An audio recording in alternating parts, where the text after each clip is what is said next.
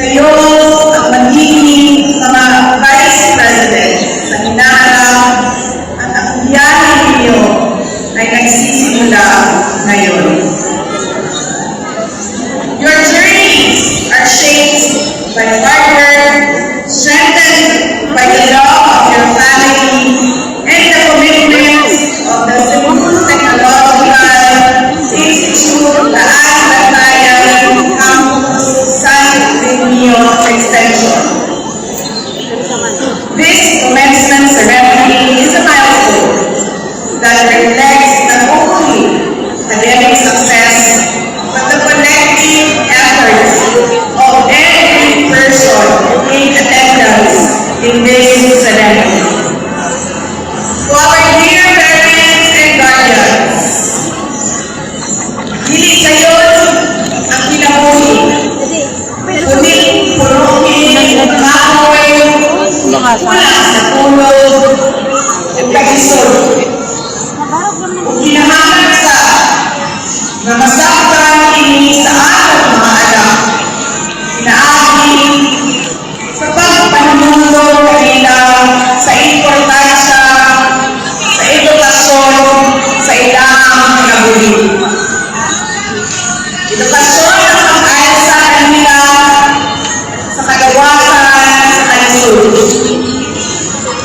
Ang krisis sa presyo sa mga produkto, kung balik-balik na kawayon, usapan na kong pagsulay sa atong pagbangon, isip pamilya, isip sa kanaso. Mas gusto pa ang umaabot ng mga bulan, maong pinangalan, iskutan sa pamilya, sa pag-budget sa kwarta. Unang gani ang kwarta ganyan ko. Kung sigurado na mas mula pa ang kakulangan sa mga umaabot.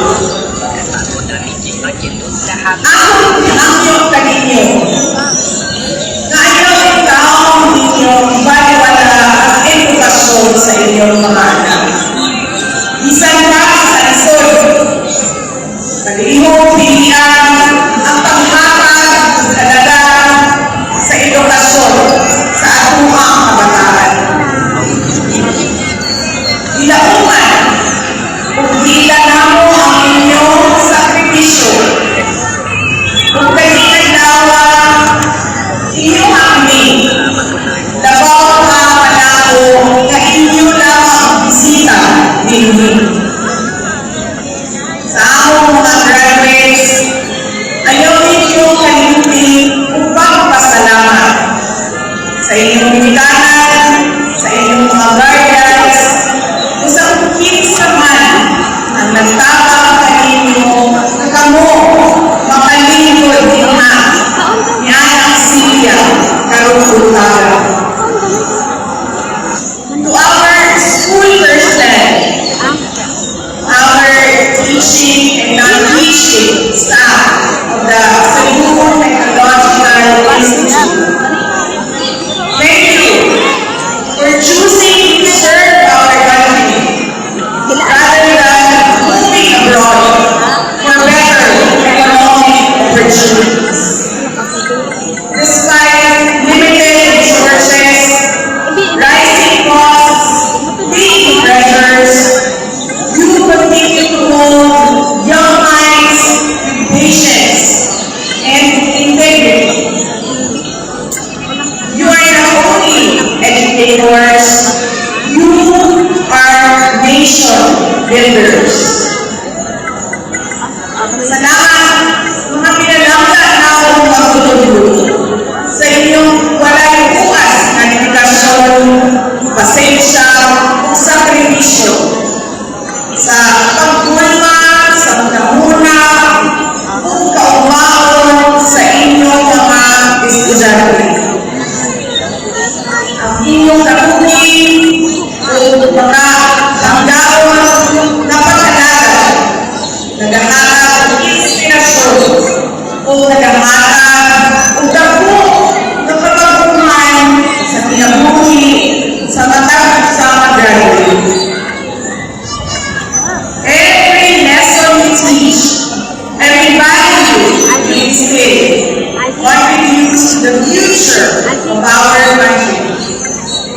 May you continue to inspire our children to be nation builders themselves.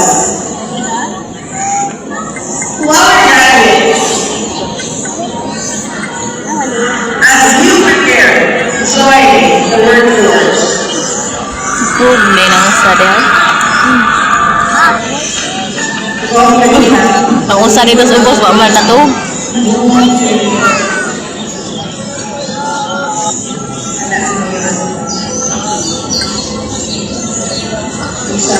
magbantay ko yung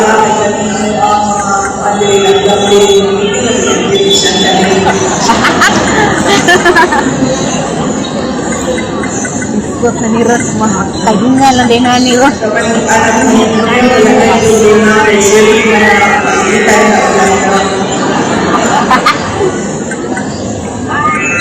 Hindi ka masagsabi ko, ulang ako sa ikip-ikip sa ako. Wala akong ginagawa. Pinali ko ang opportunity ay maglawan.